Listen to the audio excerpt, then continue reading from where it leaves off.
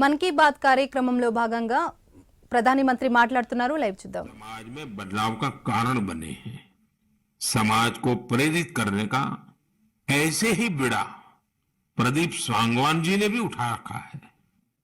मन की बात में हमने प्रदीप सांगवान जी की हीलिंग हिमालयज अभियान की चर्चा की थी। वो फोन लाइन पर हमारे साथ हैं। प्रदीप जी नमस्कार। सर जय हिंद। जय हिंद भैया, कैसे हैं आप? सर बहुत बढ़िया, आपकी आवाज सुनकर और भी अच्छी। आपने हिमालय को हील करने को सोची, हाँ जी सर। अभियान भी चलाया। आजकल आपका कैंपेन कैसा चल रहा है? सर बहुत अच्छा चल रहा है। 2020 से ऐसा मानिए कि जितना काम हम 5 साल में करते थे अब वो 1 साल में ही हो जाता है। अरे वाह। हाँ जी सर। शुरुआत बहुत नर्वस हुई थी, बहुत डर था इस बात को लेके कि जिंदगी भर ये कर पाएंगे नहीं कर पाएंगे, पर थोड़ा सपोर्ट मिला और 2020 तक हम बहुत स्ट्रगल भी कर रहे थे। ऑनेस्टली लोग बहुत कम जुड़ रहे थे, बहुत सारे ऐसे लोग थे जो कि सपोर्ट नहीं कर पा रहे थे, हमारी मुहिम को इतना तवज्जो भी नहीं दे रहे थे। बट 2020 के बाद जब मन की बात में जिक्र हुआ उसके बाद बहुत सारी चीजें बदल गई। मतलब पहले हम साल में 6-7 क्लीनिंग ड्राइव कर पाते थे, 10 क्लीनिंग ड्राइव कर पाते थे। आज की डेट में हम डेली बेसिस पे 5 टन कचरा इकट्ठा करते हैं अलग अलग लोकेशन से। अरे वाह। मन की बात में जिक्र होने के बाद आप सर बिलीव करें मेरी बात को कि मैं ऑलमोस्ट गिव अप करने की स्टेज पे था एक टाइम पे, और उसके बाद फिर बहुत सारा बदलाव आया मेरे जीवन में और चीजें इतनी स्पीड अप हो गई कि जो चीजें हमने सोची नहीं थी। सो आई एम रियली थैंकफुल कि पता नहीं कैसे हमारे जैसे लोगों को आप ढूंढ लेते हैं, कौन इतनी दूर दराज एरिया में काम करता है, हिमालय के क्षेत्र में जाके बैठ के हम काम कर रहे हैं, सॉल्टिट्यूड पे काम कर रहे हैं, वहां पे आपने ढूंढा हमें, हमारे काम को दुनिया के सामने लेके आए। तो मेरे लिए बहुत इमोशनल मोमेंट था तब भी और आज भी कि मैं हमारे देश के जो प्रथम सेवक हैं उनसे मैं बातचीत कर पा रहा हूँ। मेरे लिए इससे बड़ी सौभाग्य की बात नहीं हो सकती। प्रदीप जी, आप तो हिमालय के चोटियों पर सच्चे अर्थ में साधना कर रहे हैं और मुझे पक्का विश्वास है अब आपका नाम सुनते ही लोगों को याद आ जाता है कि आप कैसे पहाड़ों की स्वच्छता अभियान में जुड़े हैं। हाँ जी सर। और जैसा आपने बताया कि अब तो बहुत बड़ी टीम बनती जा रही है और आप इतनी बड़ी मात्रा में डेली काम कर रहे हैं। हाँ जी सर। और मुझे पूरा विश्वास है कि आपके इन प्रयासों से, उसकी चर्चा से अब तो कितने ही पर्वतारोही स्वच्छता से जुड़े फोटो पोस्ट करने लगे हैं। हाँ जी सर, बहुत ये अच्छी बात है। आप जैसे साथियों के प्रयास के कारण waste is also a wealth, ये लोगों के दिमाग में अब स्थिर हो रहा है और पर्यावरण की भी रक्षा हो रही है और हिमालय का जो हमारा गर्व है उसको संभालना संवारना वो सामान्य मानवी जुड़ रहा है। प्रदीप जी बहुत अच्छा लगा मुझे, बहुत बहुत धन्यवाद भैया।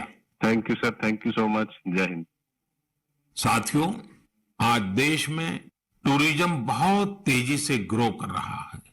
हमारे ये प्राकृतिक संसाधन हो, नदियां, पहाड़, तालाब या फिर हमारे तीर्थ स्थल हो, उन्हें साफ रखना बहुत जरूरी है। ये टूरिज्म इंडस्ट्री की बहुत मदद करेगा। पर्यटन में स्वच्छता के साथ साथ हमने इनक्रेडिबल इंडिया मूवमेंट की भी कई बार चर्चा की है। इस मूवमेंट से लोगों को पहली बार ऐसे कितनी जगहों के बारे में पता चला जो उनके आसपास ही थे। मैं हमेशा ही कहता हूं कि हमें विदेशों में टूरिज्म पर जाने से पहले हमारे देश के कम से कम 15 टूरिस्ट डेस्टिनेशन पर जरूर जाना चाहिए और यह डेस्टिनेशन जिस राज्य में आप रहते हैं वहां के नहीं होने चाहिए, आपके राज्य से बाहर किसी अन्य राज्य के होने चाहिए। ऐसे ही हमने स्वच्छ सियाचिन, सिंगल यूज प्लास्टिक और ई वेस्ट जैसे गंभीर विषयों पर भी लगातार बात की है। आज पूरी दुनिया पर्यावरण के जिस इशू को लेकर इतना परेशान है उसके समाधान में मन की बात का ये प्रयास बहुत अहम है। साथियों, मन की बात को लेकर मुझे इस बार एक और खास संदेश यूनेस्को की डीजी ऑद्रे ऑजुले का आया है। उन्होंने सभी देशवासियों को 100 एपिसोड के इस शानदार जर्नी के लिए शुभकामनाएं दी हैं। साथ ही उन्होंने कुछ सवाल भी पूछे हैं। आइए पहले यूनेस्को की डीजी के मन की बात सुनते हैं। Namaste, Excellency, dear Prime Minister. On behalf of UNESCO, I thank you for this opportunity to be part of the 100th episode of the Man Ki Baat radio broadcast. UNESCO and India have a long common history. We have very strong partnerships together in all areas of our mandate: education, science, culture, and information. And I would like to take this opportunity today to talk about the importance of education. UNESCO is working with its member states to ensure that everyone in the world has access to quality education by 2030. With the largest population in the world, could you please explain the Indian way to achieving this objective? UNESCO also works to support culture and protect heritage, and India is chairing the G20 this year. World leaders will be coming to Delhi for this event. Excellency, how does India want to put culture and education at the top of the international agenda? I once again thank you for this opportunity and convey my very best wishes through you to the people of India. À bientôt. Merci beaucoup.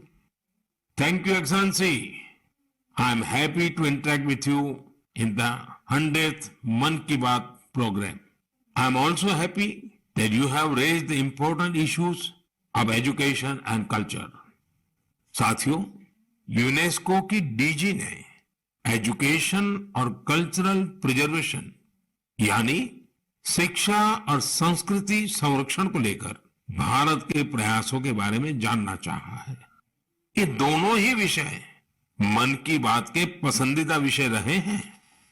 बात शिक्षा की हो या संस्कृति की, उसके संरक्षण की बात हो या संवर्धन की, भारत की यह प्राचीन परंपरा रही है। इस दिशा में आज देश जो काम कर रहा है वो वाकई बहुत सराहनीय है। नेशनल एजुकेशन पॉलिसी हो या क्षेत्रीय भाषा में पढ़ाई का विकल्प हो, एजुकेशन में टेक्नोलॉजी इंटीग्रेशन हो, आपको ऐसे अनेक प्रयास देखने को मिलेंगे। वर्षों पहले गुजरात में बेहतर शिक्षा देने और ड्रॉप आउट रेट्स को कम करने के लिए गुणोत्सव और शाला प्रवेश उत्सव जैसे कार्यक्रम जन भागीदारी की एक अद्भुत मिसाल बन गए थे। मन की बात में हमने ऐसे कितने ही लोगों के प्रयासों को हाईलाइट किया है जो निस्वार्थ भाव से शिक्षा के लिए काम कर रहे हैं। आपको याद होगा, एक बार हमने ओडिशा में ठेले पर चाय बेचने वाले स्वर्गीय डी प्रकाश राव जी के बारे में चर्चा की थी, जो गरीब बच्चों को पढ़ाने के मिशन में लगे हुए थे। झारखंड के गांवों में डिजिटल लाइब्रेरी चलाने वाले संजय कश्यप जी हो, कोविड के दौरान ई लर्निंग के जरिए कई बच्चों की मदद करने वाली हेमलता एनके जी हो, ऐसे अनेक शिक्षकों के उदाहरण हमने मन की बात में लिए हैं। हमने